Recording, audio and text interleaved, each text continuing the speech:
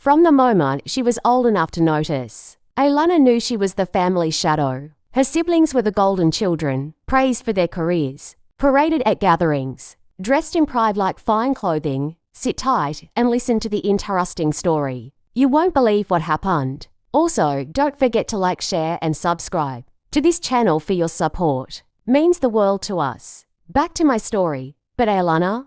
She was the one they whispered about in corners. The failure, the disappointment, the one who could never get anything right. She had stopped counting the insults years ago. Every family gathering was the same chorus of mockery disguised as jokes. Alana, when will you finally do something with your life? Still living on scraps, I see. Laughter would follow, cruel and sharp, and she would sit in silence, swallowing her rage like bitter wine. But her father was different. He never joined their chorus. In his eyes, she was still his daughter, still worthy. In the last years of his life, when illness weakened him, it was Alana who sat at his bedside, holding his hand while others were too busy to visit. He would whisper to her in the quiet of those long nights, "They don't deserve what's coming. But you, Alana, one day they'll see who you are." She hadn't understood then, but she held on to his words like a lifeline. Now, as she stood in the church, her father's coffin lying just feet away,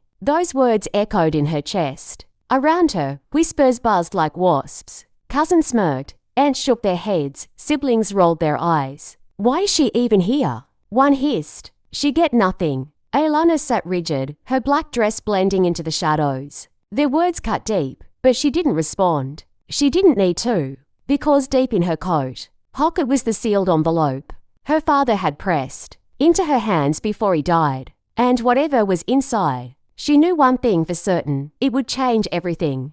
The church smelled of lily and incense, heavy and suffocating. Mourners filled the pews in black, their voices low with rehearsed grief. Alana sat near the front, her hands clasped tightly in her lap, her eyes fixed on the polished coffin.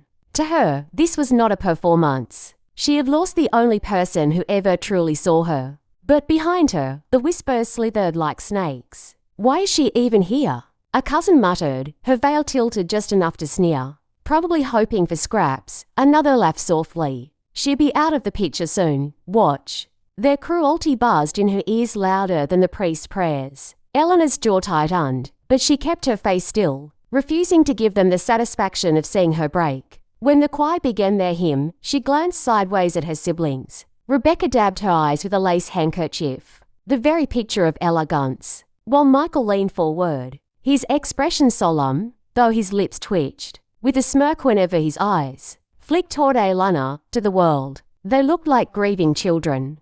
To her, they looked like vultures circling a carcass. An aunt leaned closer as Alana rose to place a flower on the coffin. "Your father was ashamed of you," she whispered, her breath sour with malice. "He told us as much." Alana froze, her throat burning with unshed tears. But she pressed the white rose against the wood anyway. Her hands trembled, but her spine remained straight. They thought their words could break her. They thought she was powerless. But the envelope in her coat pocket weighed heavily against her side. A silent reminder that they didn't know everything. And when the truth came, it would silence every whisper in this room. That night, after the last mourner had gone and the churchyard lay empty, Alana lingered at the graveside. The moonlight draped the coffin-shaped mound in pale silver, and the cold earth smelled raw, unfinished. She stood alone, her breath visible in the night air, her black dress damp with dew. This was the moment it sank in. He was truly gone. The man who had been her shield, the only voice that never mocked her, the only hands that never pushed her aside, was gone. Tears streamed freely now, without the weight of watching eyes. She remembered sitting by his hospital bed, his hand weak but still gripping hers. "You'll see," he had whispered hoarsely. "When the time comes, you'll know why I chose you. Don't let them break you, Alana, not again." She hadn't understood, and she had been too afraid to ask. But those words had carved themselves into her memory. Her mind replayed the scene from earlier, Rebecca's smug dab of tears, Michael's twitching smirk, the cousins' whispered cruelty. Their contempt wasn't new, but today it had felt sharper, almost celebratory, as if her father's death freed them to mark her without restraint. She clenched her fists at her sides. They had paraded their false grief, eager for the inheritance to be divided, certain she'd be humiliated once more. But her father had known. He had planned something. The sealed envelope pressed against her chest, hidden beneath her coat, was proof of that. Its presence was both a comfort and a weight. Whatever secrets it held, her father had trusted her, not them, to bear them. And in that moment, beneath the cold gaze of the moon, Alana made a vow. They thought her grief made her weak, but grief had teeth, and soon they would feel its bite. The reception was held in the old family house, the one Alana had grown up in, though it never felt like home. The dining room buzzed with voices, glasses clinking, and the smell of roasted meat. To outsiders, it looked like a gathering of a grieving, united family. To Alana, it was a pit of jackals waiting to tear her apart. She slipped quietly into a corner, avoiding attention. But her silence only made her a target. Look who decided to show her face. Michael said loudly enough for the nearest relatives to hear. He raised his glass. To Alana, the daughter who gave father nothing. Laughter rippled across the table, sharp and cruel. Rebecca leaned back in her chair, her voice dripping with false sweetness. Don't be harsh, Michael. She gave him stress. That counts for something, doesn't it? The cousins joined in, their chuckles stabbing at her like knives. One aunt clucked her tongue, shaking her head. If only your father could see you now. He'd be so disappointed. Eleanor's nails dug into her palms, hidden in the folds of her dress. Her throat burned, but she said nothing. She would not give them the satisfaction of seeing her cry. Instead, she reached into her coat pocket and brushed her fingers against the envelope. Her father's final gift. His trust in her. The only reason she could endure this circus of cruelty without collapsing. She lifted her chin slightly and stared at her plate as if there. Words were nothing but background noise. But inside, her anger burned bright and controlled, like coals waiting for a spark. They believed the humiliation was complete. What they didn't know was that the real reckoning hadn't even begun. And when it came, their laughter would turn to screams. 2 days after the funeral, the summons came. Every member of the family was to report to the lawyer's office for the reading of the will. By the time Alana arrived, the waiting room was already crowded. Rebecca sat in the center, wrapped in black silk, her lips painted the shade of triumph. Michael lounged beside her, legs spread, smirk fixed firmly in place. Aunts and uncles clustered in groups, whispering excitedly about land, jewelry, and money they were certain would soon be theirs. When Alana stepped through the door, the conversations faltered, then resumed in low chuckles. Well, Rebecca purred, her voice loud enough to carry. I didn't know father left charity provisions in his will. Michael snorted. Don't get your hopes up. Alana, you won't be leaving here with anything but disappointment. Their laughter stabbed at her, but Alana didn't flinch. Instead, she slid into a chair at the far end of the room. Her back straight, her coat folded neatly over her lap. Inside that coat pocket, the envelope burned against her palm, its presence grounding her like armor. The air grew heavier when the lawyer entered, a tall man in a grey suit with sharp eyes that silenced the room without effort. He carried a leather briefcase, its weight promising secrets. Thank you for coming, he said, his voice formal and cool. We will now proceed with the reading of Mr. Obiora's will. The family leaned forward eagerly, eyes gleaming with greed. Alana remained still, her heartbeat steady. They thought this was the moment they would watch her break again. But she knew, deep down, with the certainty of her father's whispered promises, that this was the moment. Everything would change. The lawyer placed his briefcase on the mahogany desk and began arranging papers, his silence commanding the room. But the family couldn't hold theirs. Rebecca leaned over, her perfume sharp and suffocating, her whisper cutting into Eleanor's ear. Why are you even here? Did you come to watch real heirs collect what's theirs? Michael chuckled from across the room. Maybe father left her his debts. That's about all she deserves, his. Words drew smirks from the cousins clustered around him. One aunt clutched her pearls, shaking her head with marked pity. The poor child still believes she belongs. Tragic, really. The laughter that followed was quiet but cruel, the kind that left scars. Alana kept her face blank, her gaze locked on the desk before her. But beneath her calm exterior, anger churned like a storm. Her hand brushed against the envelope in her coat pocket, the one her father had pressed into her palm in his final days. His words echoed once more. They don't deserve what's coming. But you will. The lawyer cleared his throat, instantly silencing the room. If everyone will be seated, we can begin. Chairs scraped against the floor as the family shifted, their smug expressions hardening into masks of dignity. They strayed on their backs, feigning grief, as though their greed hadn't just been laid bare in whispers and taunts. Aylana sat still, her lips pressed into a thin line, her rage hidden behind composure. Let them mock, let them sneer, because soon their laughter would die in their throats. And when it did, she would be there to watch every mask crumble.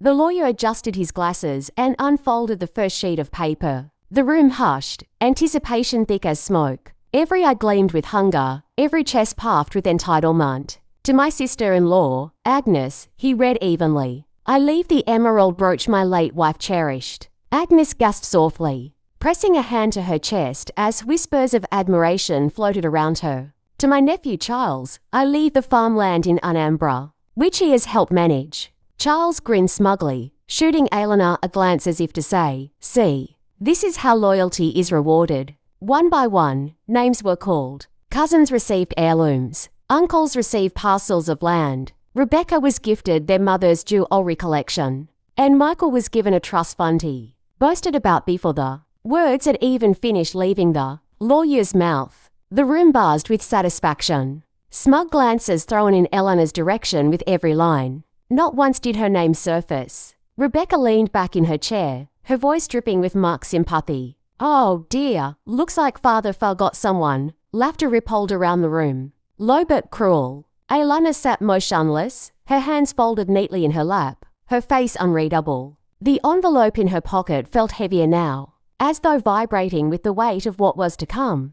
Then the lawyer paused. He turned the page, his eyes scanning slowly, deliberately. The silence stretched, taut with tension. And finally, he said, his voice steady, to my daughter, Aylana Obiora. The room froze. Smirks faltered. Rebecca's painted lips parted slightly. Michael sat up straighter, his confident grin slipping away. The lawyer continued, I leave the remainder of my estate, including the family house, business shares, and all financial holdings. Gasps shattered the silence. Eleanor's name had been the last, but it carried everything. For a long, unbearable moment, no one spoke. The lawyer's words seemed to hang in the air, sharp as a blade, cutting through every smug smile in the room. Then the silence broke. This must be a mistake. Rebecca shot to her feet, her chair screeching backward. Her carefully painted composure was gone, her voice trembling with fury. Father would never give her everything. Michael slammed his fist on the table. Check again. That can't be right. The lawyer's expression didn't waver. The will is clear. Your father left specific gifts to each of you, but the remainder of the estate, the company, the properties, the accounts, he left solely to Aylana.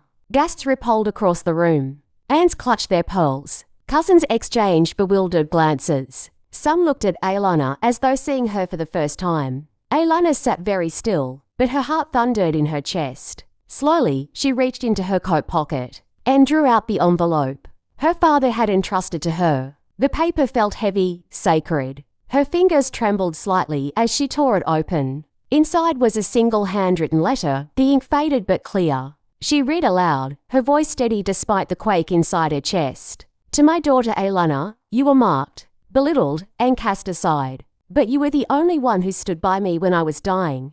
They wanted my wealth, but you gave me your time, your love, your presence. That is why everything is yours. This is my justice. Make them remember. The room erupted, shouts, accusations, pleas, the family that had marked her minutes, before now seethed with disbelief, their masks of superiority crumbling in an instant. Aylana folded the letter and placed it back in the envelope. For the first time, she smiled. The room dissolved into chaos. Rebecca lunged toward the lawyer's desk, her voice shrill. This is fraud. She must have forced him, she must have tricked him while he was sick. Michael sneered across the table. Admit it, Aylana, you manipulated him. You poisoned his mind against us. Eleanor's lips curled into the faintest smile. Strange, she said softly. How none of you were there when he begged for company. But I was. Maybe that's what poisoned him, your absence. A cousin slammed his glass down. This can't stand. We'll contest it. The lawyer, unbothered, adjusted his glasses. Your father anticipated that. The will includes a clause. Anyone who disputes its terms forfeits their inheritance entirely. Silence fell like a hammer. The laughter, the whispers, the sneers, all gone. Faces drained of colour. Some aunts looked away, their greed colliding with the weight of their own cruelty. Rebecca sank back into her chair, her fists trembling. "This isn't fair," she hissed. Michael leaned forward, his voice low, venomous. "You'll regret this. Alana, you can't handle the company. You can't handle the land. You'll ruin everything. And when you do, we'll be there to pick up the pieces." Alana met his gaze calmly, the letter still in her hands. "You mocked me at my father's funeral. You spat on my grief. You tried to strip me of dignity. But you forget he saw everything. And so did I." The room buzzed with suppressed fury. But for the first time, Alana was not the one shrinking under their eyes. It was them. The masks had crumbled, and beneath them lay nothing but greed, fear, and envy. And Alana intended to use it all against them.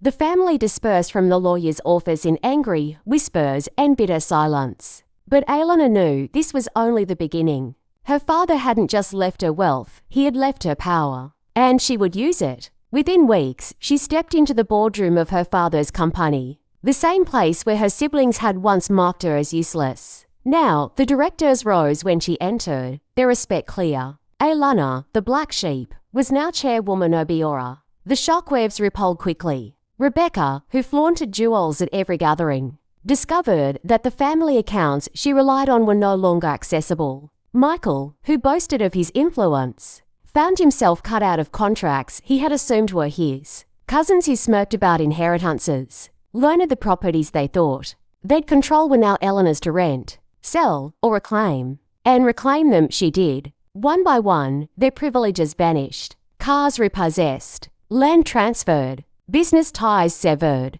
Every mockery they had thrown at her became fuel for the calculated coldness of her hand. Some tried to beg. Rebecca arrived at her office in tears, clutching Eleanor's arm. "We're family," she whispered desperately. Alana looked her in the eye and replied, "You only remembered family when you wanted his wealth." Michael tried threats, storming into a board meeting. Security escorted him out before he could finish his sentence. It was Eleanor's turn to raise a glass. This time, not to toast their mockery, but to savour their downfall. At her father's grave, she laid fresh flowers and whispered, "They mocked me at your funeral, but I've made them remember. You gave me justice. I delivered the rest." The laughter that once haunted her was gone. Revenge had silenced it forever.